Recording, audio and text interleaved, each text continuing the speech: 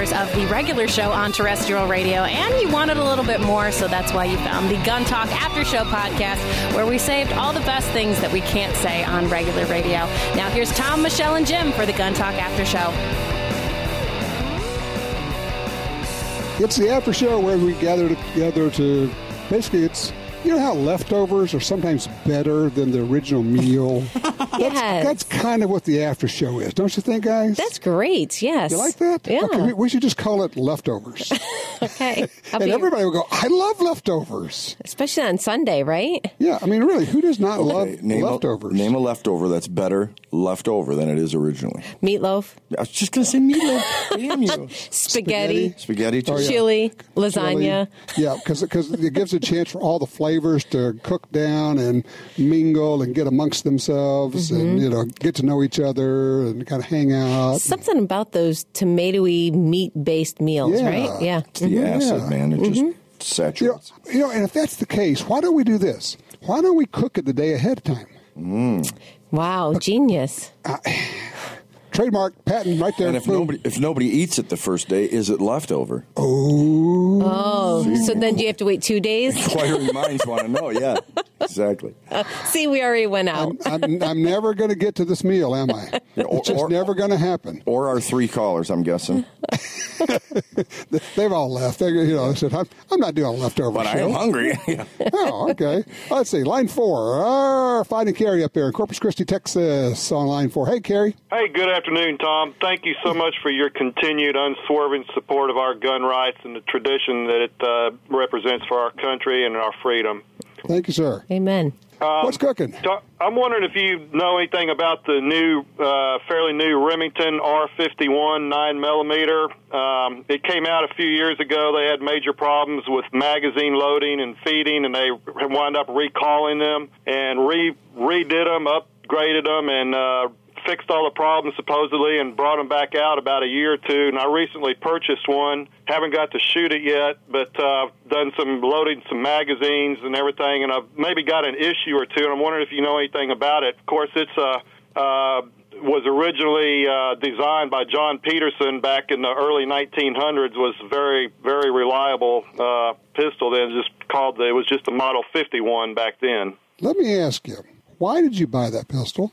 I just liked it. I read an article about it in American Rifleman that was very supportive and good write-up about it, the history of it, and the reintroduction of the new model. They supposedly fixed all the problems, and I like just the small, compact size, just another alternate for a 9mm, sleek lines, kind of a traditional small frame styling and everything. Well, here's the thing. Most of them work fine. Some of them have had issues, even after the recall, from what I understand. The only way to know with yours is to go out and run 300 or 400 rounds through it.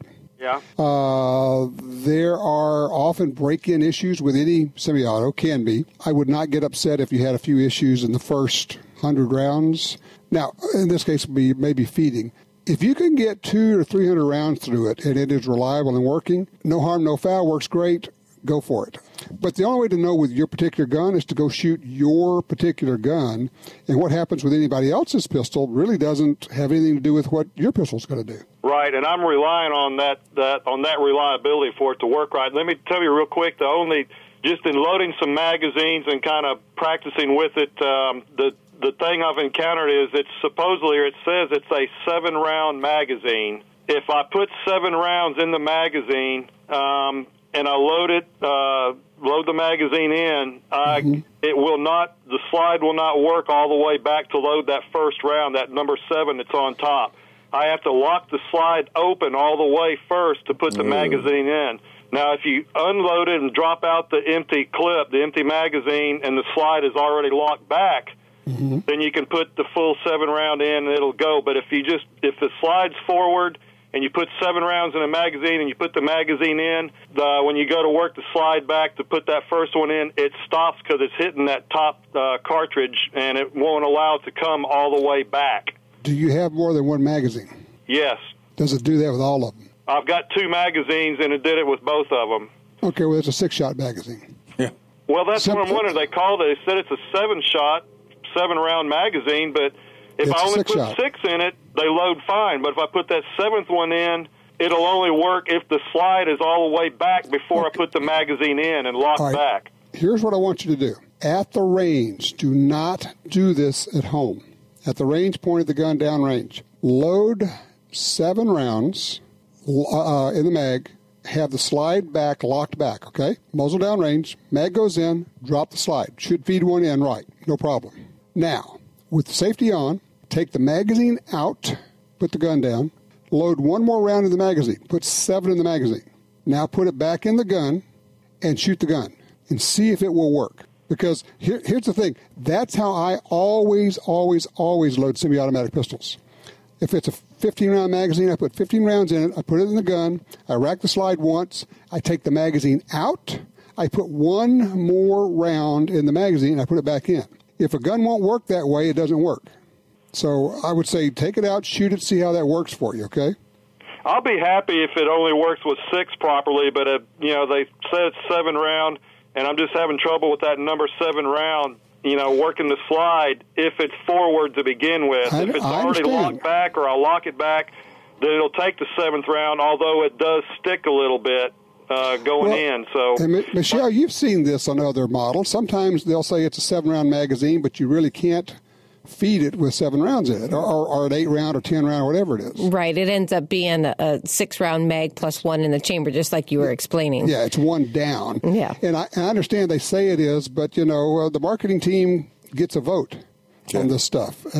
Well, ARs are the same way. You don't load 30 rounds in a 30-round mag, usually. That's a good point. Usually, I like to go in a 30-round mag, 27 or 28. That's what I put in there. Yep, they're simply more reliable that way. Well, another solution that might work, Carrie, is to make that 7th round the first one you load. Oh, my gosh, genius, like leftovers. Yeah, like leftovers. Oh, my gosh. Okay, that's it. I'm calling slapogram. We're going to send you a slapogram, man. Okay, all right. Carrie, thank you for your call. I appreciate that. Give us a range report when you find out if that thing works that way. Let's see. Line 3. Lee is in eastern Washington, which is a good part of Washington to be in. Hey, Lee.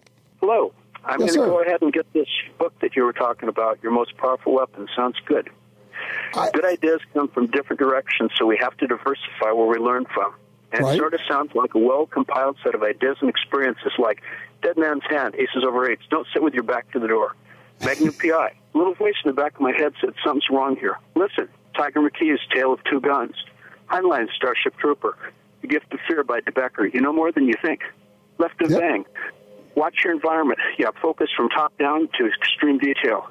Lastly, Air Force Colonel Boyd came up with UDA. Yep. He read from different translations of Sun Tzu, and he taught the Marines not to storm the beach straight ahead, but go around the obstacles. So lastly, don't play the other man's game. Don't let the bad guys suck you into their plan or scenario from start to conclusion. You're just going to lose. Lee, what I hear you saying, and this is good, you obviously are a student of this, which is no one person can know all you need to know. You have to go get ideas from other people who have thought about this. And like you say, some of it may not come from what you think. The book, The Gift of Fear, is not a gun book. It's not even a self-defense book. But it is a really important book, and it's a very good book that people need to know about. It's very popular. Was it 20, 25 years ago it came out, something like that? Long time. Yeah, a long time. But The Gift of Fear is definitely one. And frankly, it's a good book to give to middle teenagers so they can start thinking about how everything works, how the brain works. But no, I think you're really seriously going to like this new book by Steve Taranti, Your Most Powerful Weapon, Using Your Mind to Stay Safe. Grab that. And do me a favor. After you get it and after you read it, you obviously are a student of this, call us back and give us your review of that. How would that work? I'll be happy to. Tell the teenagers, Starship Trooper, too. It's about growing up and being responsible. Remember, Heinlein was a Naval Academy graduate. He got invalided, I believe, for TB, one of the best science fiction authors ever, but he was about personal responsibility. Yeah, he's the one that gave us an armed society as a polite society. And many others. Tanzstaffel. There's no such thing as a free lunch. I love it. Lee, thank you for the call. That was great. I do want to get Paul in here before we have to run to our break. Hey, Paul, Lake Park, Minnesota. You bought a Marlin, huh? Yeah, I bought a Marlin 336. First of all, before I get into that, I listen to you every Sunday. I mean, it's a ritual. I've been doing it for 6-7 years. I don't miss it, except for the last couple of months. I've been dealing with cancer, and I've been going through radiation and chemo, and I missed a lot of your shows. I'm sorry. How you doing, man? I'm doing okay now. I'm done with radiation and chemo, and now I go back to the doctor next month, and they'll do an MRI to see where the cancer's at, and hopefully I don't have to have it surgically removed. Hopefully it's gone. Right. So anyway, I have missed some shows, and I wanted to talk to you. I'll talk about the Marlin, but the thing about the gun shooting in Florida and all these protests, we got to change the narrative about it's not about the gun, it's about the mental health issue. And I don't know if you touched on that in the shows that I've missed, but that's what we need to do is change the narrative to a mental health issue. It's not the gun. Yeah, well, I mean, it's like, okay, we got a guy this morning shooting into a Waffle House in Nashville, and he's nude. I mean, can anybody tell me this is not a mental health issue here? I mean, no doubt. No, I think you're exactly right. And we have talked about it a bit, Paul. One of the problems we have is that people, and bounce this off of you, all of you, I think people generally understand that tackling mental health treatment is large. This is a big thing, and it is messy, and you're not sure if you're going to get results out of it, but you can say, we need to ban this kind of gun, boom, done, and you feel like you've done something. Yeah, I think it's a tangible thing. You can put your hand on a gun, you can't put your hand on mental illness. Yeah. Well, and there isn't a one answer is the other problem. Well, and people don't want to touch it because what do you do? And how in-depth do you go? I mean, do you deal with, obviously, the people that have a true mental disability? Do you let it seep into the medications that are out there for people who are feeling blue, as doctors want to put it? So where do you limit things? Yeah, you got the psychotropic drugs. Here's another thing. I just had not thought of this, but it just occurred to me. When you talk to the public about we have to do something about mental illness, what they're hearing is money. So you want to spend billions of dollars to treat people with mental illness, but we can pass gun bans, which we know aren't going to do anything, but they don't cost us any money. Well, it makes them feel good because this is what they've got done. It's a resume. Yeah. Yes, they got. Oh, that's good. I like that. It's a resume. They have added to their resume. Basically, you know what it is? They have a trophy list of gun laws that they can pass or guns that they could ban. And they're going to go out and bag this list.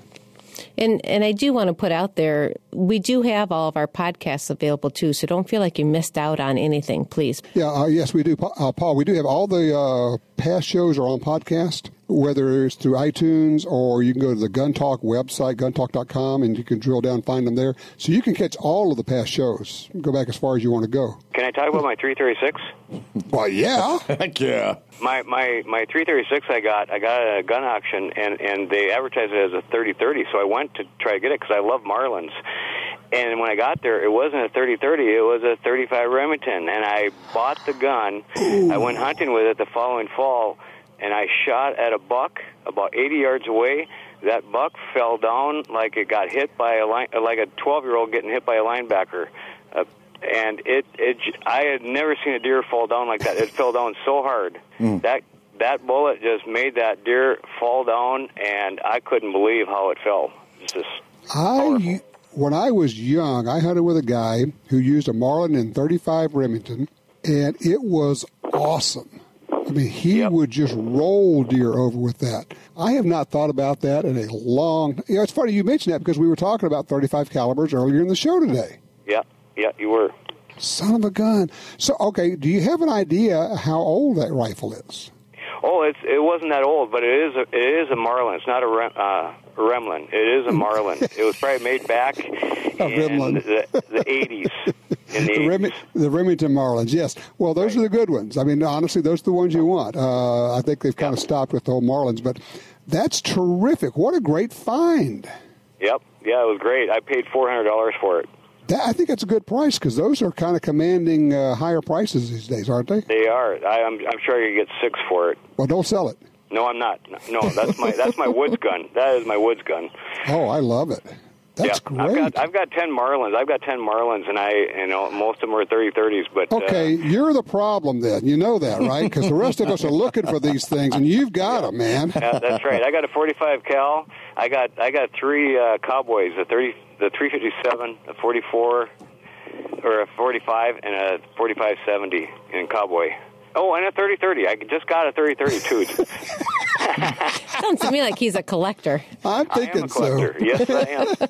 Okay, well, I only have 2. Well, no, I may have 3. I'm not. I think I may have 3. I'm not it's like sure. a guy finds change in his pocket. Oh, I didn't know I had this. There's one over. Oh, look at the back of the safe. Oh, there's another one. Okay.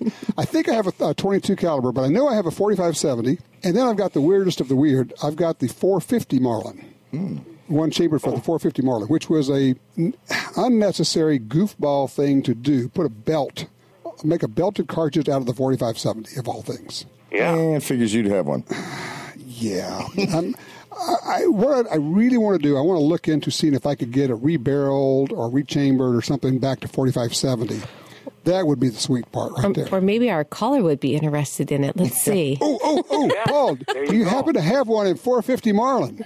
No. Yeah. Oh, see, you're welcome. Done. All right. Now Michelle's going to want a commission on the sale. Some people only got books today. Look what you got. Hey, Tom. Yes, sir. I just picked up at a gun auction a Meriden 22 fallen block little boys 22 from the early 1900s. Have you ever heard of Meriden? No. For the Meridian. Made in Meriden, whatever, in Connecticut. And Savage owned it. They bought it later on, and I don't know anything about the gun, but it's in great shape. It's got a case-colored receiver, and the wood is great. And I picked it up for little or nothing. Wow, cool. Looks yes, Meridian.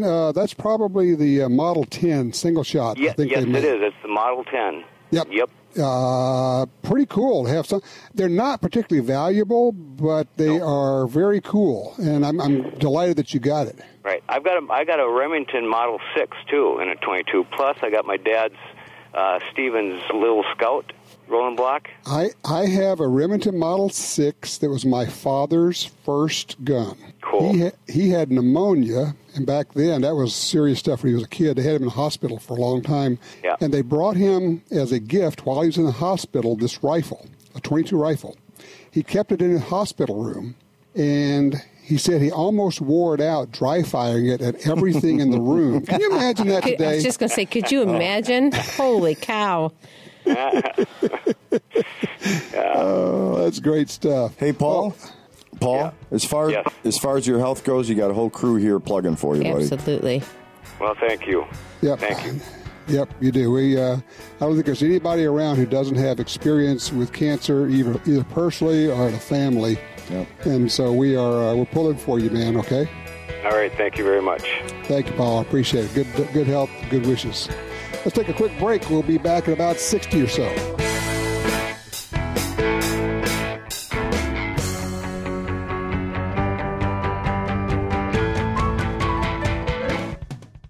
Whether you are a first-timer or seasoned shooter, Double Star has the guns, edged weapons, and parts you desire. Our products are made in America and held to the highest quality standards. No exceptions. Double Star and Ace Limited manufactures products people bet their lives on without hesitation. That awesome responsibility motivates the Double Star family, and it will proudly protect yours. When you're ready for the best, join our family at star15.com. That's star15.com. For tactical equipment for military, law enforcement, and shooting enthusiasts, look for the name Elite Survival Systems, creators of high-quality, intelligently designed products for concealed carry, discreet transport, and rigorous tactical uses. Elite Survival Systems knows there isn't just one method of carry that works for everyone. Elite offers a vast array of concealment products to fit your lifestyle, including holsters, belts, vests, pouches, slings, bags, backpacks, and cases. Find out more at EliteSurvival.com.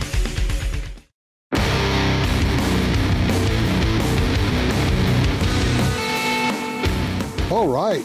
Just talked to the man of Marlin. Yeah. It's funny. Man. He says, well, I've got 10. Oh, wait, yeah. I got another. I just bought a 30-30, and I'm going, God, it sounds like I'm talking to myself. Except somebody's actually listening.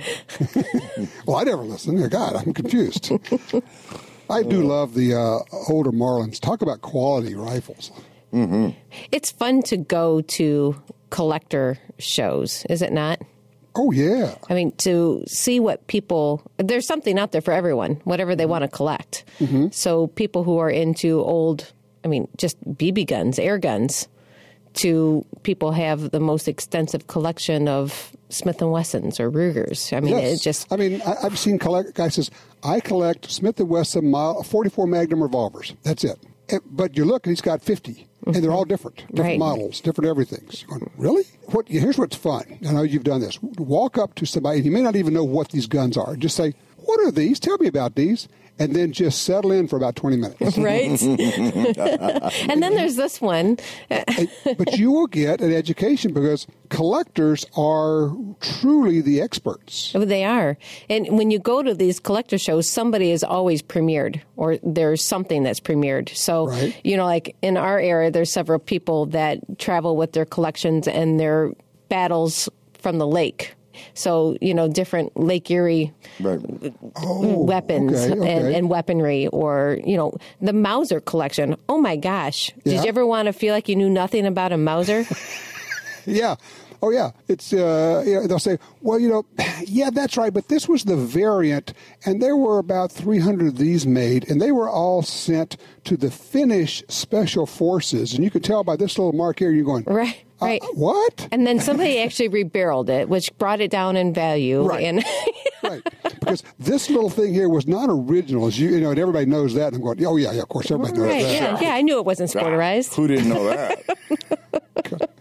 It's amazing. You're right. It's fun. And they are, God bless all of you, because you are the repositories of this information. Well, and they go and they seek this stuff out. So that's why these collector shows are so valuable. I'm not sure if I like being referred to as a suppository. I'd take a little offense to that, maybe. Oh, my goodness. He needs to go back and listen to that again. I've thought of like 14 comebacks to that, and none of them are usable. Not even on the after show. Wow. Well, that's bad. Well, I've got a buddy who's a machine gun collector. And he'll show me pictures. He says, I'm looking at this Thompson, but as you can see, the serial numbers of the stock don't match the thing, or this wasn't. Going, man, you guys are really out there. I'm glad you are. You're into what you're into. Man, isn't that the truth? It's not much different than cars or motorcycles or guitars. If you're into it, you're into it. Mm-hmm. Yeah, and the deeper you get into it, the more you enjoy it, and you actually, at a certain point, you really take a lot of joy in the complexity of the whole thing. Mm-hmm. Sure. Well, and they love it when that person comes up there and says, tell me about this. Yeah. Yes. Yeah, that's what they live for. And, if you say, well, I don't have time to read the whole Marlin book, right? Mm-hmm. Don't have to. The guy over there with the Marlin collection, he knows everything in the book. Right. Mm-hmm. Just go talk to him. Just say, okay, well, what's that? Well, where'd that come from? Marlin. How did that get Never heard of him. Sit down, son. That's right. Marlin, aren't there a baseball team? What? But no, seriously, if people have not, some of the older lever actions, I'm also thinking of, Michelle, the Savage 99. Mm-hmm. Yep. Now, you talk about a bank vault, a piece of work. When you work the lever on that, particularly the ones with not the drop magazines, but the rotary magazines, mm-hmm. They're the coolest mechanism, and it doesn't matter what the caliber is. If you find a nice one, just get it. Go ahead and buy it, yeah. Just get it. You can always find ammo for everything. People say, well, I don't know where I could find ammo for a 250 3000 Savage. Don't sweat it. We can get you ammo. Right. We can do that. And the worst part is with some of the state collector shows or state collectors associations, I should say, unless you're a member, you don't get to get into these shows. Really? Yeah, on some of them. So some of them are public and some are not. Huh. Well, on the matter of gun shows, one of the things, I guess in everything there's a scale. Sometimes things that are advertised as being gun shows are almost nothing more than curio and goofy stuff. And yes, there's some guns, but there's just junk. And there's, what I'm talking about. You go in and you go, man, 5 minutes in here, it's time to leave. Right. And then there are the good gun shows. And how do you know the difference if you're new? I don't know, word of mouth review. Yeah. I mean, that's tough because you can read for every good review, there's bad reviews because people like to tell more bad than good. So it makes it difficult. God, isn't that the truth? It is. Yeah, I guess you just have to be willing to pay your money and spend that time and take a chance, right? Because a lot of these, and look, there's collectors for everything. I mean, war uniforms. Yes. You know, I mean. Swords. Yes. And so people can collect whatever they want to, and that's awesome. So, yeah, you just have to be willing to take a chance and see what happens. Got me thinking. That's dangerous. I'm going to start collecting collectors. See? Wow. My own little room of collectors. That's eerie. It's actually quite frightening at this point. As we're sitting in the room with him. And you say you carry, huh, Jim? Right? Dark and brooding, you know, it's kind of says, hello, Clarice. That's what I was thinking. I couldn't think of his name. Ooh. Anthony Hopkins? Yeah. Yes. Hannibal Lecter. Chills. That's it. I had the visual. Okay, with that, we have to take a break because Jim's we have to get away from hauled away. We have to get away from this. I had his liver with some nice fava beans.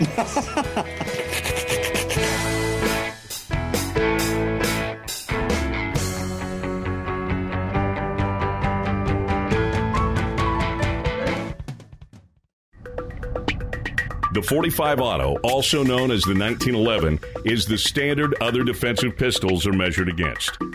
No matter what pistol you carry, techniques developed around the 1911 are vital. You know you need training, and you know your concealed carry class definitely was not training. Now Gun Talk presents an exciting DVD, Fighting with the 1911 with Tiger McKee. Tiger's unique training style will have you drawing, moving, shooting, and running your gun better, no matter what style pistol you prefer. At ShopGunTalk.com, you can order our DVDs of Tiger's instruction. ShopGunTalk.com also has a 2-DVD set, including Concealed Carry 1. Get both for the information you know you need. This really is life and death. ShopGunTalk.com has DVDs, books, and other essential gear. ShopGunTalk.com. That's ShopGunTalk.com.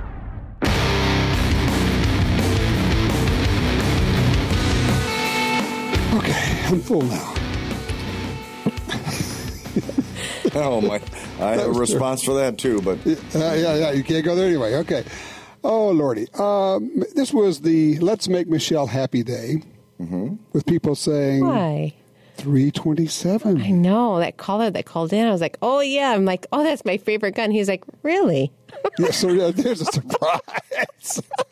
Never heard of it. It is, for real. and then I go on the Ruger site, and they have an even dozen revolvers now chambered for 327 Federal. I know. It's so exciting. The little Bisley that Lipsy's is doing, that's so cool. Isn't it cute? It is. Do you have one? So see, there's your own collection. I'm just saying. You could be a 327 collector. Get ahead of the curve, right? Yep. 327 junkie, right? The crowd's going to be coming. You're just going to be in the lead, you know. You're going to turn around. They're all going to be lined up behind you. Right. There you are. You could be the guru, the mistress of the 327 Federal. You could be the queen. I feel a sash and roses coming my way.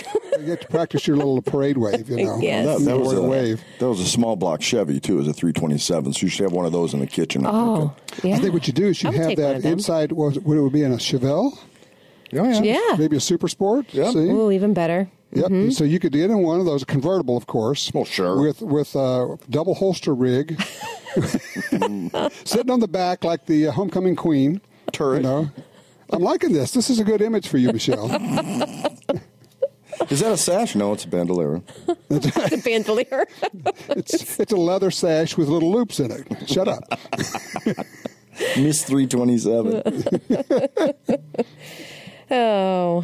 For those who don't know, how do you explain the 327? Why do you like it so much? Oh, my goodness. I guess because of the ability to go across the board with so many different calibers. So ammunition isn't an issue. And for me, what's that? What do you mean by that? Well, because you can shoot out of a 327 because it goes off of the diameter. The length is different for these cartridges, right? But you have... but it's a rimmed cartridge, so... Right. So you have 32 Smith & Wesson. You have 32 Smith & Wesson long, 32 H&R mag, and then you have 327. So you can make this as light. I mean, when you're talking in your world, Tom, with 10 millimeters and all the different loads that you can have, you do the same thing with the 327. Even more versatile. Yeah. Right. So you can make it a real light recoiled gun for somebody who just wants to go out and practice. I mean, I shoot 32 longs all the time in mine. And the reason I choose longs over shorts is because they shoot cleaner. My husband doesn't have to work so hard to clean the gun. Because the shorts, they're shorter in the chamber, and they really leave a lot of powder the inside of the chamber. Yes. Yeah, they do. And so I use the 32 longs. They shoot great. It's like, honestly, that little LCR, which is my newest one, and it's lightweight, so that's the one that you tend to practice more with because you rely on it more. The recoil is light, and even when you put that 327 in there, yes, because it's a Magnum, there's a bit more of a bark, but with experience, it's so manageable. And you won't notice that bark if you need to use it either. Exactly. Well, it's been interesting to me. Because, a lot of the people I deal with are experienced gun people. And to see, this cartridge has been out 10 years now, maybe? Right, I think. Something like that. 2000, I can't remember. Yeah, it's probably been close to a decade. It's interesting to me how many people are just now fully appreciating, and they'll say, with the Magnum loads, that thing's a 357. I said, yes, that's exactly what it is. Right. With the Magnum loads, it truly is... not a 38 Special, not a Plus P, but it's a 357 Magnum load. And yes, it barks and belches and it kicks, but it hits really hard on the other side. And you can generally get, what do you figure, one more round in a cylinder than you can with a 357? Because it's a 6-shot, unless you get into the single 7, which is a 7-shot, but it's a single action pistol. But, to each their own with what they want to do. It's an amazing cartridge. I wish when they initially came out, of course, Smith & Wesson had one, Ruger had one. I think even at the time, Taurus may have had one. And then they all went away. And then Ruger, and so far nobody else has jumped on the bandwagon, so good for Ruger. Well, Henry. But as far as pistols go, revolver. Nobody else has brought it back again. So congrats to them because it hits in the middle of the road. And it doesn't mean just women. I mean, men shooting that Magnum round if they want a more manly round, because sometimes it's an ego thing, but it's just all around a great gun. Well, here's a pro tip for men. When you're shooting this, if you really want to look more like a man, each time it goes off, just yank your hands back over your head. like the recoil is just massive recoil. Well, and to me, and I know you're with me on this one, Tom, it's all about target acquisition. Oh yeah, if you can't hit it, it doesn't do any good. And getting back on target after that shot. Getting back on, yeah. I'm looking at the list. They got 4-inch barrels. Looks like they got a 6-inch barrel. They got the LCR X with a hammer, the LCR without a hammer, SP 101, GP 100s. The SP 101 would be cool. That thing would be talk about a pussycat to shoot. Holy cow! Because it was in a 4. I think now it's in a 3-inch. Let's see. Looky. What is this? 6 shots, 4.2 inches barrel length on this one, with a fiber optic front sight, which I'm gotten where I really like. There's a lot of possibilities here. I'm like you. I'm surprised that other revolver makers haven't really jumped all over this. Right. I mean, like I said, I know Smith had one. So to me, at least them not bringing out that cartridge again, seeing the success that Ruger is obviously having. Of course, they get caught up in that semi-auto plastic gun world. Yeah, I know. And we do. We all do. And it's okay. Those guns are great, too. Switch on you. I had a weird thought the other day. I was thinking about 1911s. And, I love 1911s. But as a defensive gun, I haven't carried one in quite a few years. And I had this thought. It kind of goes back to what Steve Tarani was talking about, the new normal and their, the threats of change and all that. And I was thinking, in the days when the bad guys were carrying revolvers, the 1911 was a great choice. Right. But given what the bad guys are carrying these days, and I know this is going to drive some of my good friends crazy when I say this, 7 or 8 plus 7 or 8 plus 7 or 8 still doesn't add up to as many as I'd like to have. Yeah. Well, that's why Al Gore invented spare magazines, Tom. Yep, that's true. And he called them high-capacity internets. Yeah. So, something, I don't know. I don't know. It's just, and yet, I was talking to a good friend who just got back from his probably, who knows, 20th class at Gunsight. I mean, literally, he's taking everything, keeps going back. And his daily carry is 1911. Well, when you look at the world of home invasions, for instance, normally there's more than one perp, right? Mm-hmm. Mm-hmm. So you at least have, and lots of times, a vehicle drops somebody off, they collect as much as they can, put it in your sheets, take it out to the road, car comes by, they get in the car and they run. Mm-hmm. So, like you said, one, have your blink system going, have some kind of security system. Yeah, some kind of a heads up that something's going on out there. Yeah. But they don't care anymore whether you're home or not home. Yes, that's a change. So having 3, 4, 7 people coming in, most of them wielding a gun that may or may not have been stolen from a previous home. Mm-hmm. I mean, so one, by more gun laws, we create a bigger black market for firearms. Mm-hmm. That's the problem. Mm-hmm. But then you have that person that's sitting there home that can do nothing if we let it get that far. Right. Well, your scenario you described is just totally validates why an AR is a great home self-defense round. Well, and that's why you need more than 5 or 6 rounds. Mm-hmm. Yeah. Yeah. I mean, and more than 1 or 2 magazines. Mm-hmm. Yes. Yeah, chances are if you shoot back or shoot at them, and I want to correct that because, and just leave it in, but it's not a case of shooting back. You do not have to wait for somebody to shoot at you to shoot at them. Right. Okay, let's get that out of the way. Mm-hmm. If you don't understand that, you got to go back to school on this one. Chances are they're going to run. They're going to take off. They're not interested in getting into a gunfight, but while they're running, they're shooting. They're shooting everywhere, yes. Yes. They're just spraying because they don't care. You know, we have to be careful and we have to be responsible, and we are responsible for where every bullet goes. They just don't care.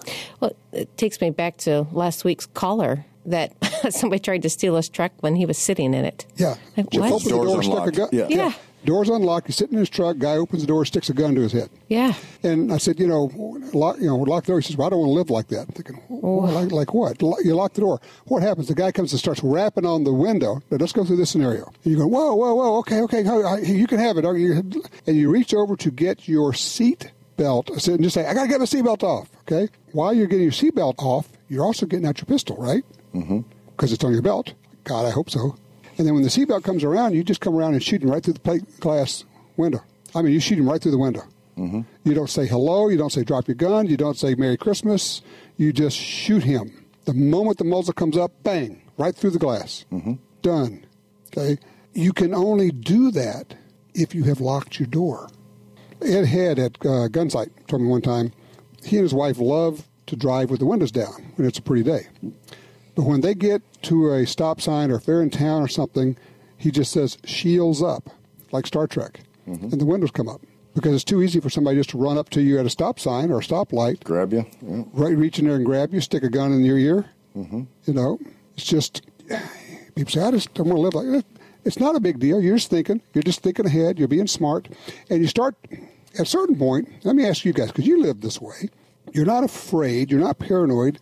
But you start to take a measure of pride, and it's okay, I'm going to use the word pride here, in the fact that you are engaged in being responsible, don't you? Mm-hmm. Yeah. I think so. I mean, absolutely. You can call it confidence, but I think, I am proud of the fact that I've gone to a lot of effort, a lot of work, and I've given a lot of thought into trying to be as responsible and careful as I can. But there's a lot that comes from confidence. I mean, confidence is making eye contact and being aware. And by being aware, you're not a victim. So Are you paranoid or are you preventive? Or you're just being smart. Yeah.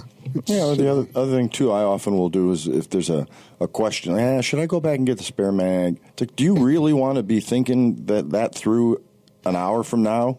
Going, I should have grabbed, gosh darn it. Just do it. Well, just think consistent. To yourself, how is this going to sound when I say, I thought about getting the spare mag, but I didn't think I was going to need it today. Yep.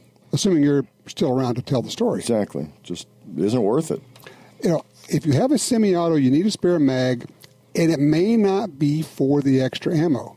it may be that your gun stops working with the mag that's in it, and the only way to get your gun to work again is to rip that mag out and slap another one in. Mm-hmm. Which is why we need to test all of our magazines, by the way, everybody. And don't do what I did last week. What did you do? I grabbed the wrong spare mag. I grabbed a 380 spare mag for a Glock 43. It's not going to work. It's the same diameter bullet. Yeah, well... Kind of. Well, not really, but maybe close. I can call a mulligan in the middle of a gunfight, and maybe they'll let me load them one at a time. Okay, so run this past. What two guns, what was the mag for? Where are the mags? What'd you do? The mag I had as backup is for my bodyguard, which is a 380. Right. That Dad decided to grab the 43. Yeah. Okay, black mags, small black mags. Yep, both of them. Small black mags, and I have no excuse. I wasn't thinking through it. Mm-hmm. I felt the mag, said, yeah, I'm good. I'm out of the house. Let's go. So, now you did have your loaded pistol. Yeah, I would have had, 6 rounds? But you got what's in there. Mm-hmm. When did you discover you had the wrong mag? When you got back home that evening? When I got home and I saw the mag for the 43 on my dresser and went, what's that doing there? Wonder which one I have instead. That's right. Well, if that one's over there, then what's in my pocket? Pretty much. And that would have really sucked. Yeah, because, I mean... Just thinking, you pretty much can't do anything with that. No. That's a good tidbit for people setting up their safes and extra magazines. Mm-hmm. Yeah, just color code. Color code's brilliant. A little bit of nail polish on the bottom of the grip and each mag. I like that. I just like nail polish your in general, magazines. Oh, there's a mom for you. Granimal your magazines. Oh my Lord. Well, they make all kinds of tapes and stuff now because of the time that we're at. People are individualizing their firearms more and more. Don't put them around your magazine. Yeah, no, only on the bottom. Because they probably won't feed. Only on the bottom. Mm-hmm. Yep. Or a splash of paint or whatever. Something.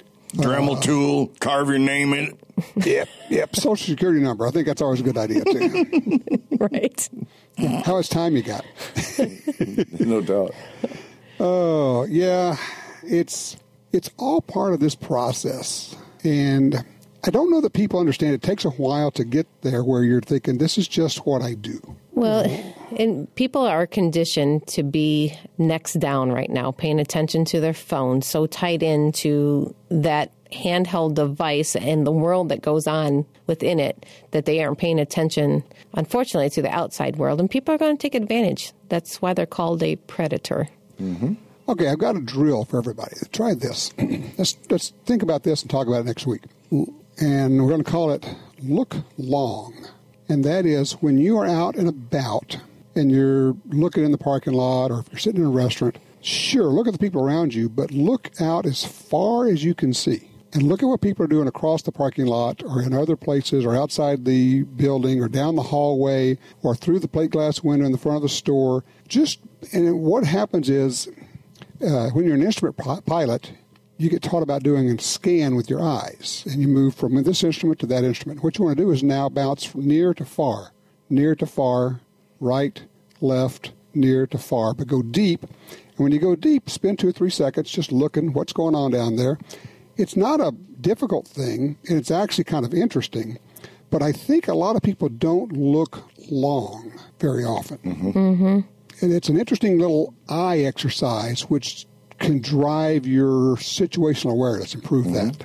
Yeah, people are proximity based. Can't get hurt from far away. Another thing that reminds me of, just a word to the wise: you see cops pulling somebody over or surrounding a house or whatever, go the other direction. Go away. Yep. Don't be there. They don't want you there. Trust me, they do not want your help. Yep. What they want is for you to not be there. Yep. And same thing, if you see a fight start, grab whoever's with you and drag them away. Mm-hmm. Because what is a shoving match quickly becomes a fist fight and can quickly become a gunfight. Knifing or whatever. Knifing. You just don't want to be there. Well, we haven't paid our bill. Don't worry about it. We'll come back later. I mean... pay it by phone with a credit card, yeah. I know a young man who was at a bar with his date, and this big fight started, and she started walking in so she could get a good view. And he grabbed her and drug her out of this bar, and she was just mad as all get out. Are they still married? Yeah, they are. Well, and they have my 2 grandkids. Yep, I was going to say. I was going to ask if it was Pat. No. Well, and people say, well, it just was Ryan and Lisa. Lisa didn't have any background. Of course, now she's been to Gun Sight or Thunder Ranch, and she's been to these places, so she gets it now. So it's okay for me to tell the story, but it's one of those deals of just don't be there. You need to be programmed to do a 180 and get out. Well, it's just a bar fight. Well, we had a guy die last week. He was in the hospital for, 5 weeks? One punch fight. He's dead. He's dead. He was in a coma for 5 weeks, and then they took him off life support, and he died. One punch. Why'd you shoot him? He didn't have a gun with him. He didn't have a weapon. So, but people, just like that. People get killed with one punch. They lose their eyesight with one punch. It happens fairly regularly, actually. Yeah. Don't be that guy or girl. It's that old deal of don't open the door, keep your doors locked, and when trouble starts, and trouble starts usually small. Now here's where that look long thing starts.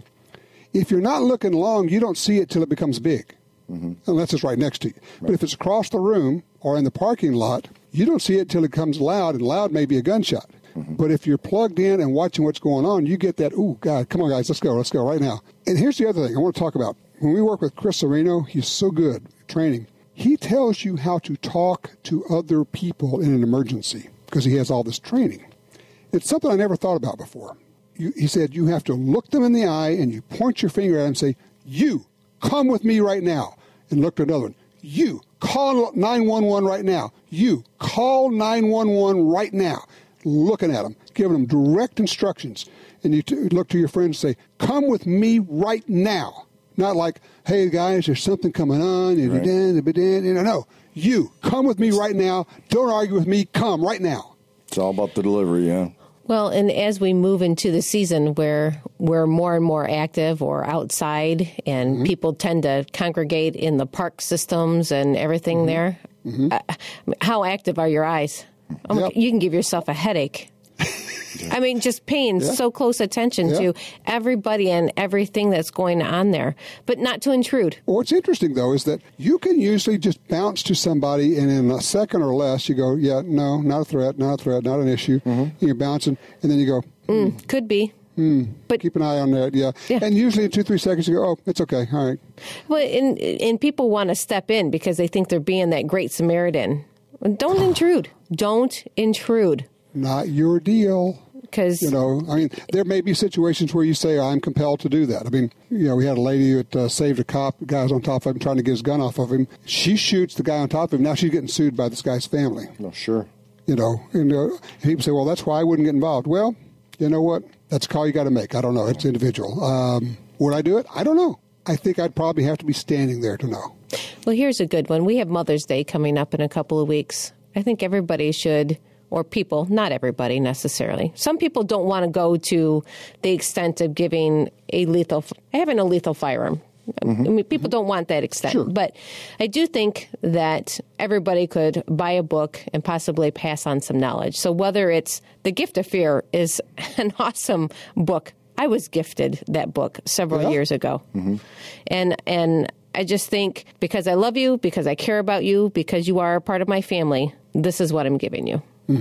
And if a person would truly just take a moment to start reading it, I think they would be pulled in and be like, holy cow, it's that extra sense. Well, this one that we just had on today, Steve Tarani's new book, Your Most Powerful Weapon, Use Your Mind to Stay Safe. It's available in Kindle and paperback on Amazon. I think is in that same level of The Gift of Fear. It is really good, but with good instructions from a guy that teaches this stuff. It's psychological, it's avoidance, it's noticing, it's understanding what's going on, but then if it starts, what do you do? And it's not a big book. It's easy to read. I would really recommend it. Well, we have to cross these boundaries because depending on how somebody writes, you're either going to take something from it or not. Right. And then the next book, you'll be like, oh, yeah, I remember that. Oh, my gosh, it makes sense now. Yes, exactly. You may get a book, you go, I just didn't get much out of it. And then later on, you read another one that's kind of similar. You go, oh, I get it. And then if you went back and read the first one, you go, okay, I just wasn't ready for that at that time. Now I get what he's saying. Right. So, there you go. All right, so our homework assignment for everyone is to look long. Do your exercises, your eye exercises. Try looking long and see what you see and report back. How's that? There you go. Looks Good. All right, guys, have a great week, and remember, look long. Well, that wraps up another Gun Talk After Show. But if you want even more gun-related stuff, don't forget to check out Gundealio. It's the app for Apple and Android phones that connects you to all the Gun Talk shows, plus even more. And we'll catch you next time for the Gun Talk After Show.